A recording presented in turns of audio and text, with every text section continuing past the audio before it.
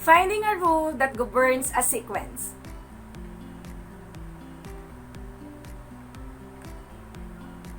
Sequence or progression.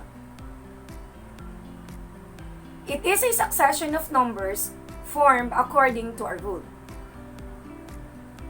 There are two ways in finding the general rule of a sequence. We can use by inspection or using algebraic methods. Let us now have examples. Example number 1. Find the general rule or end term of a sequence given 1, 4, 9, 16, 25, and so on. By inspection, these are consecutive squares of integers. 1 is equal to 1 squared. 1 times 1 is 1. 4 is equal to 2 squared. 2 times 2 is 4. 9 is equal to 3 squared. 3 times 3 is 9. 16 is equal to 4 squared. 4 times 4 is 16. And 25 is equal to 5 squared.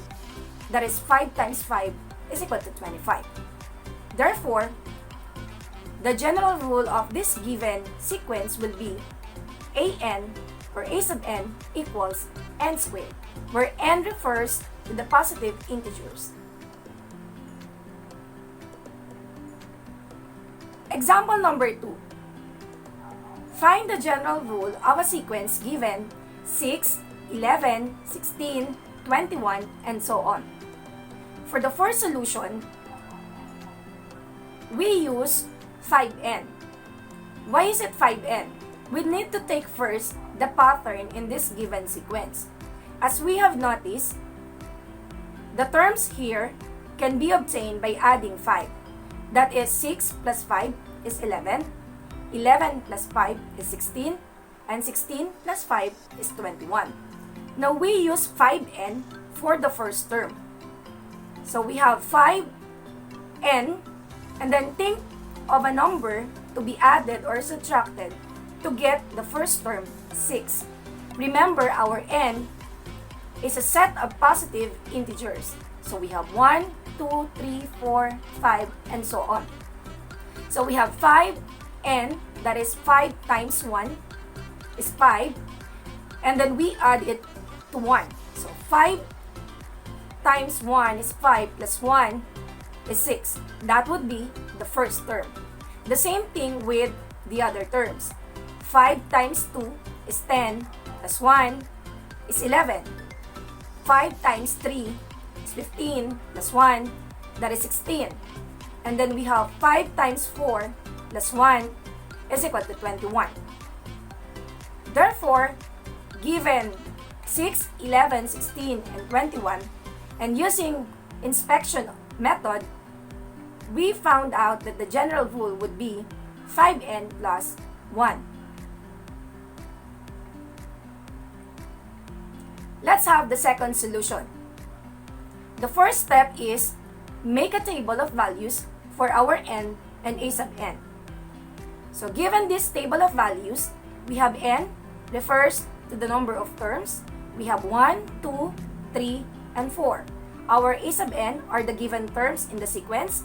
We have 6 as the first term, 11 as the second term, 16 as the third term, and 21 as the fourth term. After making this table of values, we find the difference between each term of the sequence. So again, the terms are 6, 11, 16, and 21. So 11 minus 6, 16 minus 11, and 21 minus 16. So we have 11 minus 6 equals 5, 16 minus 11 is still equal to 5, and 21 minus 16 is also equal to 5. As we have noticed, we have the same differences. That is 5. So differences here are equal. In this case, if the first difference are equal, the sequence is said to be linear in nature. And this is called as linear sequence. Using the linear sequence that we have, the next step is pick two sets from the table a while ago and form two equations. So we will use this a sub n plus b is equal to the capital letter A sub n. So given the table a while ago, we have 1, 2, 3, 4 and the terms in the sequence, we only have to pick two sets from the table. So we can use the first and the second. It can be second and third and fourth, another way. So we have to use the first and the second so that we can have an easy computation and we can easily check the examples or the answers. So we use 1 and 2 with the a sub n as 6 and 11 respectively. So using again our formula for the linear sequence, that's a sub n plus b equals a sub n as the capital letter A, we'll have the first equation. So our n is equal to 1 and our a sub n is equal to 6. So by substitution, we'll have our a sub n, our n refers to 1. So a times 1 is a plus b is equal to a sub n, which is 6. That's why we have the first equation as a plus b equals 6. To form the second equation, we use our n as equal to 2 and the a sub n there is 11. By substitution, we have a sub n, again the n is 2, so we have a times 2 plus b equals our a sub n is equal to 11. Equals 11. So 2 times a is 2a plus b equals 11. So these are the first and the second equations that we have formed.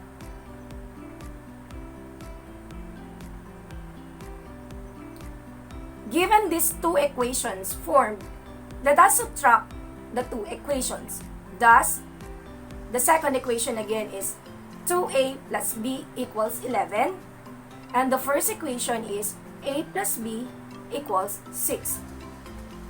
Remember, in subtracting numbers or terms, we have to change the sign of the subtrahend.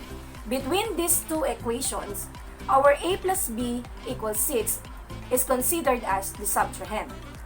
And then in subtracting, after changing the sign, we need to add the terms. So our a plus b equals 6 becomes negative a minus b equals negative 6. And then from subtraction, we will proceed to addition. So let us now solve. 2a plus negative a is a. And then b plus negative b will be cancelled. And 11 plus negative 6 is equal to 5. So we obtain now the value of a, which is now equal to 5.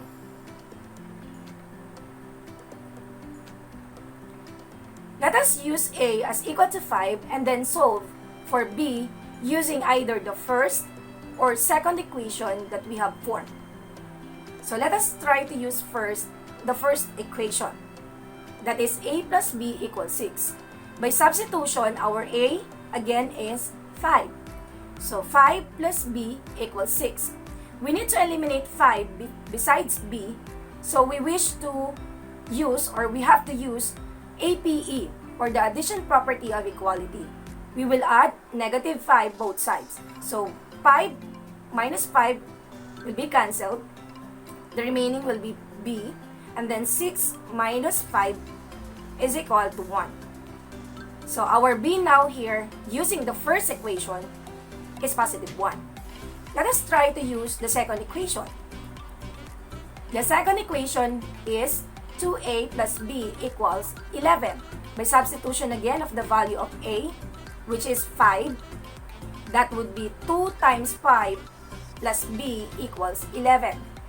For forming this, 2 times 5 is 10. And then we have to eliminate 10 besides b. So we will use again APE. And we will add negative 10 both sides. So 10 plus negative 10 will be cancelled. We still have b. And then we have equals 11 plus negative 10, or 11 minus 10 is equal to 1. So as you have noticed, using the first and the second equation, we obtained the same value of b, which is 1.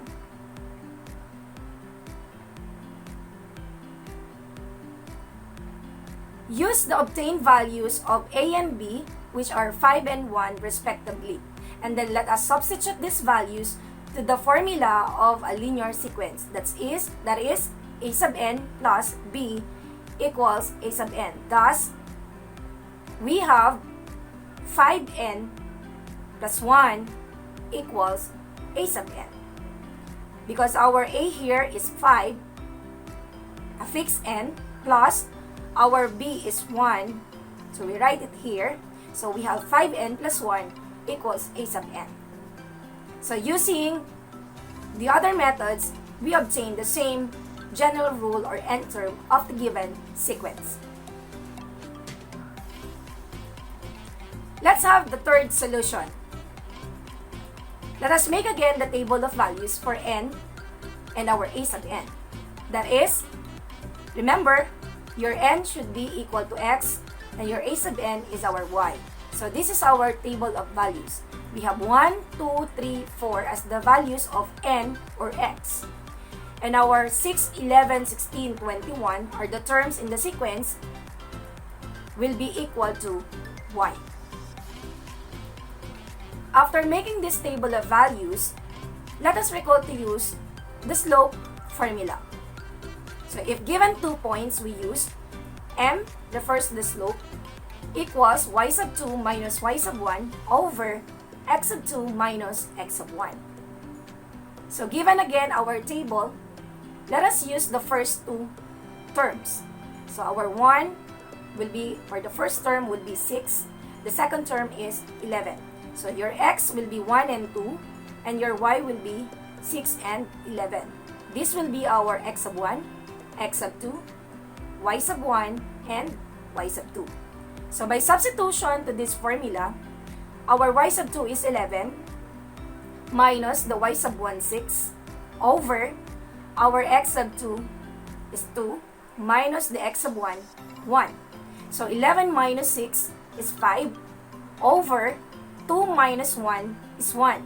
And then we divide 5 divided by 1, the answer is 5. So our m, or the slope here, will be equal to 5. After finding this m, or the slope, we use y equals mx plus b. So given again the table, we use first our first term here. So our y is equal to 6. And then we have equals m. We have solved 5 as m.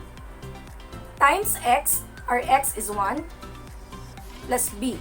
Or you can still use the other numbers. We can have, for example, the second given. You can have 11 equals 5 times 2 plus b. Same thing with the other terms. So let us continue solving this. So we have here 5 times 1 is 5, and then we need to eliminate 5 besides b. So we apply again APE.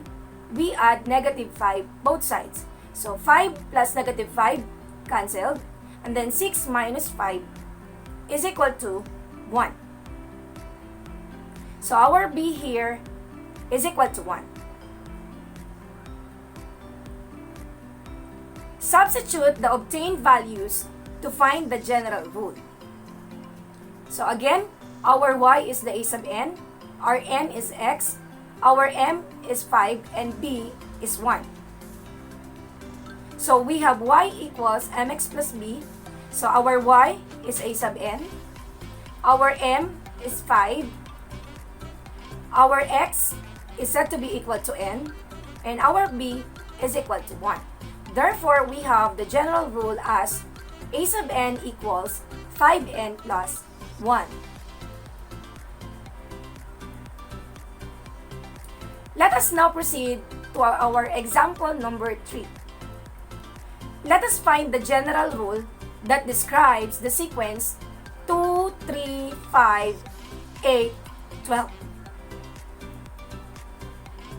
For the first solution, let us make a table of values for n and a sub n.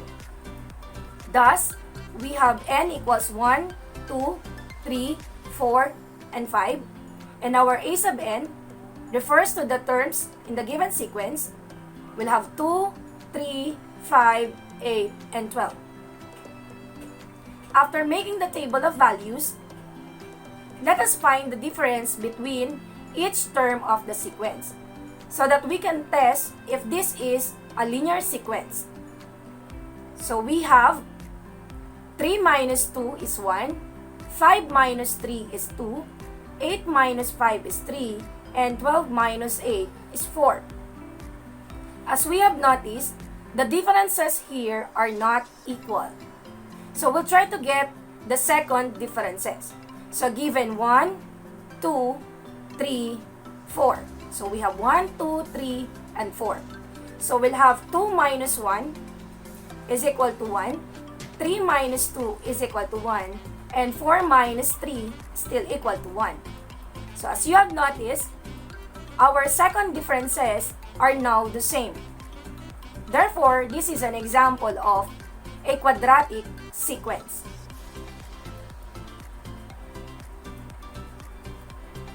Now, knowing that this is a quadratic sequence, we need to pick 3 sets of values so that we can form 3 equations.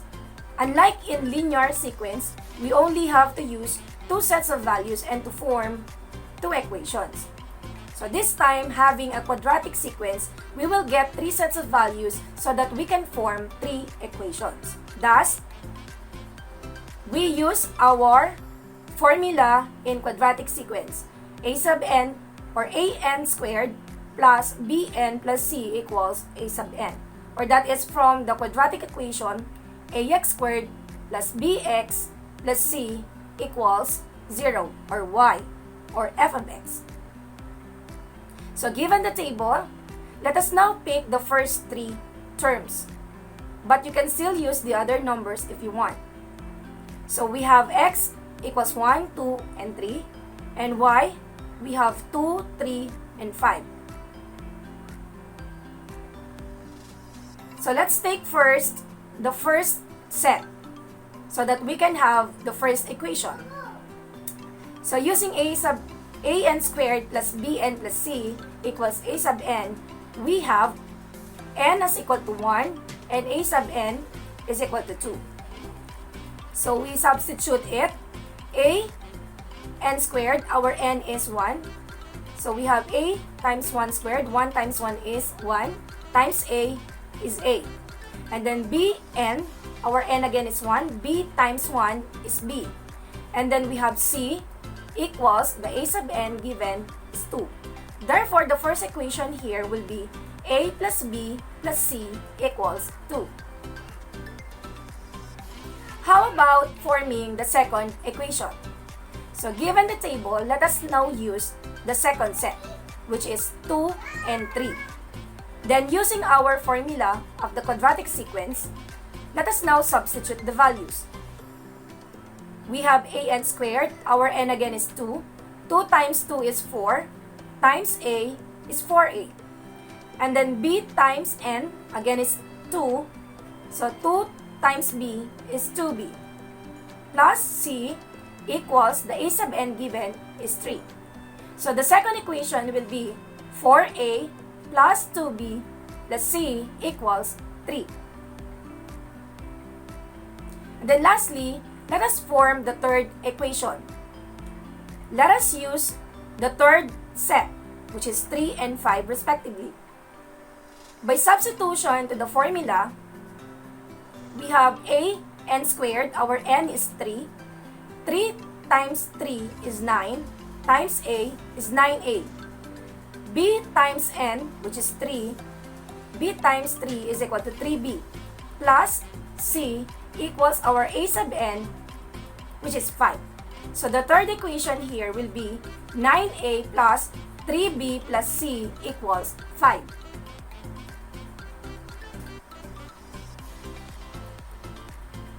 Now, let us subtract the second and the first equations.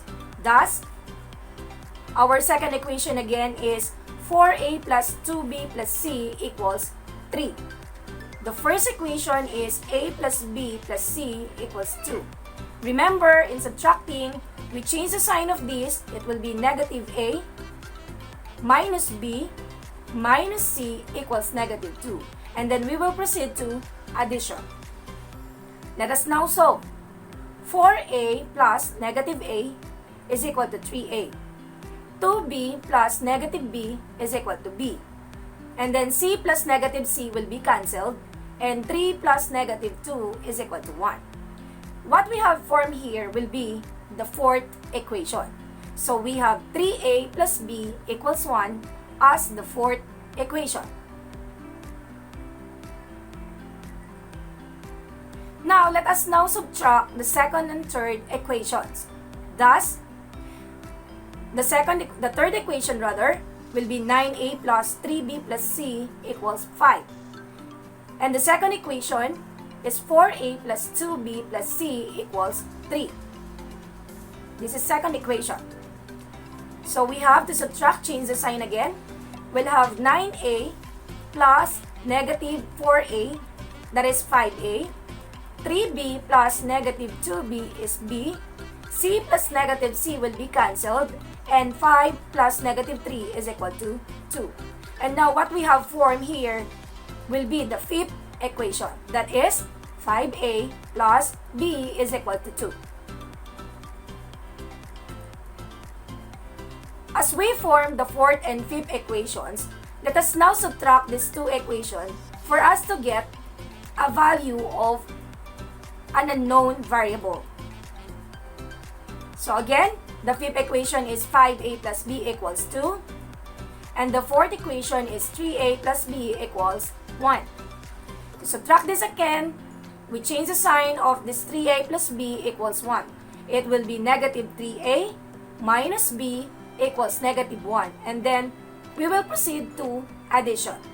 So 5A plus negative 3A is 2A. B plus negative B will be cancelled. And 2 plus negative 1 is equal to 1. And then we have to eliminate 2 besides A. So what are we going to do is to apply the MPE, or the multiplication property of equality. We need to multiply the whole equation by the reciprocal of 2, and that is 1/2. So 2A times 1/2 is equal to A, and 1 times 1/2 is equal to 1/2. Therefore, our A here is equal to 1/2. Let us use the value of A, which is 1/2, for us to solve for B. So either we use the fourth or the fifth equation. So we don't need to use either the first, second, or third equations because our C is also unknown in the given equation. That's why we only use the fourth or the fifth equation, since we have already a value of A and the remaining will be B. So let us try to use the fourth equation. The fourth equation is 3A plus B equals 1. Our A is 1/2, so by substitution we have 3 times 1/2 plus B equals 1. In multiplying this, our 3 has a denominator of 1. Then we multiply numerator to numerator, denominator to denominator. That's why we have 3 times 1 is 3, and then we have 1 here. 1 times 2 is 2. That is now 3 over 2. So since we have 3 over 2 besides B, we apply again APE to eliminate that. So we add negative 3 over 2 both sides. So we have B equals 1 minus 3 over 2. So to subtract these, they must be similar fractions. So we have to make this 1 as a fraction with the same denominator as 2. So we're going to use 2 over 2 because 2 over 2 is still equal to 1. And then we subtract only the numerators. That is now 2 minus 3 is negative 1, and then affix the common denominator. So the answer for letter B would be negative 1/2. How about if we're going to use the fifth equation? So again, the fifth equation is 5a plus b equals 2. Substitute the value of a, which is 1/2. That is now 5 times 1/2 plus b equals 2. 5 times 1 is 5 divided by 2, or 5 over 2. So we wish to eliminate 5 over 2 besides b. So we add negative 5 over 2 both sides. That will be b equals 2 minus 5 over 2. And then 2 becomes 4 over 2 because 4 over 2 is equal to 2. So 4 minus 5 is negative 1, and then affix the common denominator 2. So the same thing, our b is equal to negative 1/2. Since we obtained the values of a and b, which are 1/2 and negative 1/2 respectively, let us now solve for c. So either we choose to use the first, the second, or the third equation. So let us try one by one. First equation. The given would be a plus b plus c equals 2. By substitution, our a is 1/2, b is negative 1/2, and then we don't have yet the value of c, equals 2. 1/2 plus negative 1/2 will be cancelled. So the remaining will be c equals 2, or 0 plus c equals 2. 0 will be cancelled, so that will be c equals 2. So using the first equation, our c is equal to 2. So again, we have a as 1/2 and b as negative 1/2. Let us now use the second equation. So we have 4a plus 2b plus c equals 3. By substitution, 4 times 1/2 as a plus 2b, which is negative 1/2, plus c equals 3. 4 times 1/2, the half of 4 would be 2. And then 2 times negative 1/2 will be equal to negative 1, plus c equals 3. Simplifying this, 2 plus negative 1 is 1, and then we eliminate 1 besides c by adding negative 1 both sides. That would be c equals 3 minus 1, and 3 minus 1 is now equal to 2. So our c, again, is equal to 2. Using the third equation, that is 9a plus 3b plus c equals 5. By substitution, we have 9 times 1/2 as a plus 3b, b is negative 1/2, plus c equals 5. 9 times 1/2, 9 times 1 is 9 over 2. Then 3 times negative 1 is negative 3 over 2. So that would be 9 over 2 plus negative 3 over 2 plus c equals 5. We can now subtract 9 over 2 and negative 3 over 2, or add them. So we have 9 plus negative 3 will be 6 over 2. And 6 over 2, or 6 divided by 2, is equal to 3. So we add negative 3 both sides to eliminate 3. So we have c equals 5 minus 3, which is still equal to 2.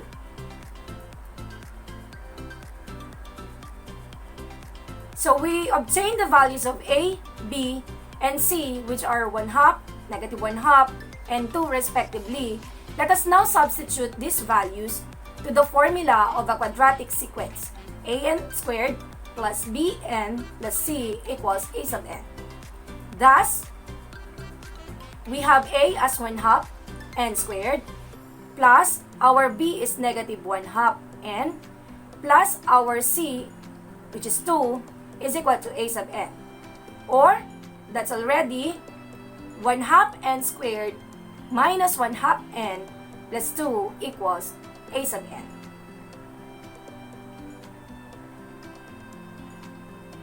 Let's have the second solution.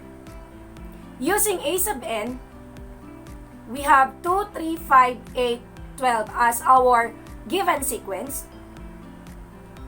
Let us find the second difference.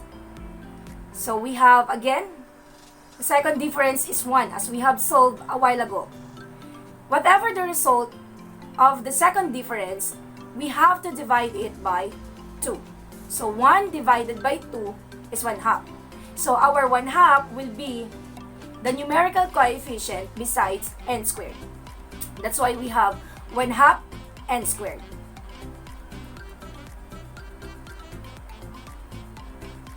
And then let us substitute a value of n. For example, we use 1, 2, 3, 4, and 5. And substitute that to our given 1/2 n squared. Thus, our n is equal to 1. 1/2 times 1 squared. 1 times 1 is 1 times 1/2 is 1/2. If our n is equal to 2, so you have 2 times 2 is 4, times 1/2 is 2. If that is 3, 3 times 3 is 9, times 1/2 is 9 over 2. If that's 4, 4 times 4 is 16, times 1/2, that would be equal to 8. And lastly, if we have 5, 5 times 5 is 25, times 1/2, the answer would be 25 over 2. So these numbers or terms will now be used as our new sequence. So let us subtract the obtained sequence a while ago from the sequence formed by a sub n, or the given terms of the sequence. Thus, the given would be 2, 3, 5, 8, 12, and the obtained sequence 1/2, 2, 9 over 2, 8, 25 over 2. Then again, as we subtract, we change the sign of this and proceed to addition. That would be 2 plus negative 1/2 will be equal to 3 over 2. That would be 4 over 2 minus 1/2. So 4 minus 1 is 3, copy 2. Then 3 plus negative 2 is 1. 5 minus or 5 plus negative 9 over 2, it becomes 10 over 2. So 10 minus 9 is 1, then copy 2. 8 plus negative 8 is 0, and 12 minus 25 over 2, or 12 plus negative 25 over 2, will have 24 over 2 for 12. So 24 minus 25 is negative 1, and then copy 2. This will now be our new sequence. So we will see now the difference of the terms in this given sequence. So 1 minus 3 over 2, or 2 over 2, minus 3 over 2. 2 minus 3 is negative 1, copy 2. So negative 1/2. 1/2 minus 1, still negative 1/2. 0 minus 1/2 is still negative 1/2. And negative 1/2 minus 0 would be negative 1/2. And then we affix what we obtained difference here to the next term in the sequence, or the quadratic sequence formula. That would be n. So affix the answer to n. That would be negative 1/2 n. So we already have the an squared plus bn. So to find for c, or the constant there, we substitute the values of n, which are 1, 2, 3, 4, 5 to the solved equation or value term, which is 1/2 n. Thus, if that is 1, 1/2 times 1 is 1/2. If that is 2, 2 times 1/2 is 1. If that is 3, so 3 times 1 is 3 over 2. If we have 4, half of 4 is 2. And if we have 5, that would be 5 times 1/2 is equal to 5 over 2. So again, the terms given here will be used. So let us subtract the obtained sequence from the previous sequence as we solved given 1/2 n squared. Thus, 1/2, 2, 9 over 2, 8, 25 over 2, minus 1/2, 1, 3 over 2, 2, 5 over 2. We change again the sign of this and proceed to addition. 1/2 plus negative 1/2 will be cancelled. And 2 plus negative 1 is 1. 9 over 2 plus negative 3 over 2. 9 plus negative 3 is 6. Over 2 is 3. 8 plus negative 2 is 6. 25 plus negative 5 is 20. Divided by 2 is 10. So we have 0, 1, 3, 6, 10. So let us subtract the obtained sequence now from the sequence formed by a sub n, or the terms in the given sequence. So we have the given 2, 3, 5, 8, and 12. And the obtained a while ago, we have 0, 1, 3, 6, and 10. We subtract this. So 2 plus negative 0 would be 2. 3 plus negative 1 is 2. 5 plus negative 3 is 2. 8 plus negative 2 is 2 rather. 12 plus negative 10 is 2. As you have noticed, we have the same differences. So this will be now our C. So use the result as the last term of the general rule. Thus, we have 1/2 n squared minus 1/2 n plus 2.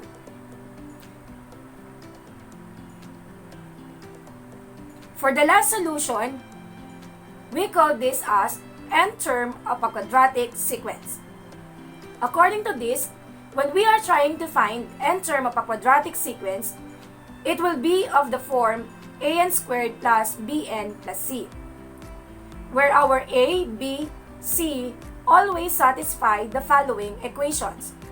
So for our 2a, this must be equal to the second difference, should always be the constant. Our 3a plus b is equal to the second term minus the first term. And we have a plus b plus c equals the first term. Now let's see the proof. So using a n squared plus bn plus c, let's say our n is equal to 1. So for the given here, a times 1 squared plus b times 1 plus c. That would be a plus b plus c. If that is 2, you will have a times 2 squared, so that would be 4a, plus b times 2 is 2b plus c. If that is 3, that would be a times 3 squared, that is 9a, and then b times 3 is 3b plus c. And lastly, if that is 4, 4 squared is 16 times a, 16a. 4 times b is 4b plus c. Now for the first term, or rather for the first difference, 4a minus a is 3a, 2b minus b is b, then cancel c. Then for 9a minus 4a, that is 5, 3b minus 2b is b, and then our c will be cancelled. And lastly, 16a minus 9a, that is 7a, 4b plus 3b is b, and c minus c would be cancelled. So that is 7a plus b. For the second difference, 5a plus b minus 3a plus b, 5a plus minus 3a is 2a, b will be cancelled. 7a minus 5a is 2a, again the b will be cancelled. So again, the terms of the sequence are 2, 3, 5, 8, and 12. So using our given equation a while ago, we have 2a is said to be equal to the second difference. So again, the first difference would be 3 minus 2 is 1, 5 minus 3 is 2, 8 minus 5 is 3, and 12 minus 8 is 4. But we need to find for the second difference.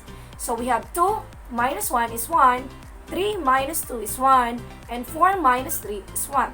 So the second difference as our 2a is equal to 1. Our 3a plus b is said to be equal to the second term, which is 3, minus the first term, which is 2. So 3 minus 2 is equal to 1. And we have a plus b plus c is said to be equal to the first term. Among these terms, the first term is 2.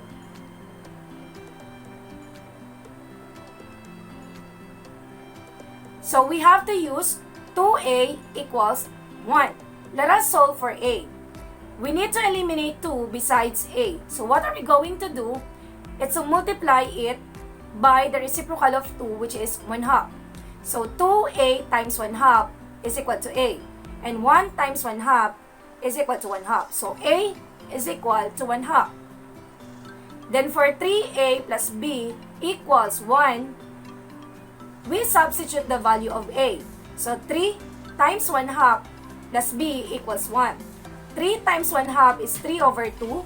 And then we add negative 3 over 2 both sides to eliminate that besides b.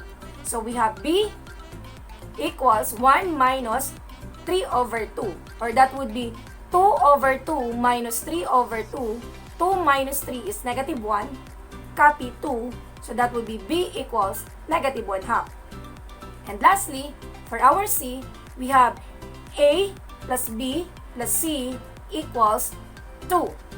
So by substitution, our a is 1/2, our b is negative 1/2 plus c equals 2. 1/2 plus negative 1/2 will be cancelled.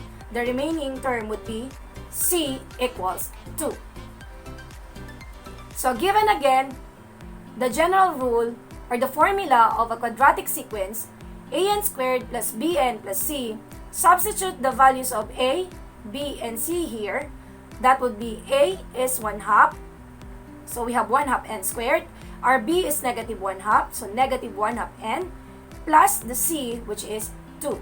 So the general rule of the given sequence 2, 3, 5, 8, and 12 will be 1/2 n squared minus 1/2 n plus 2. Using the different methods, we have obtained the same general rule of the given sequence.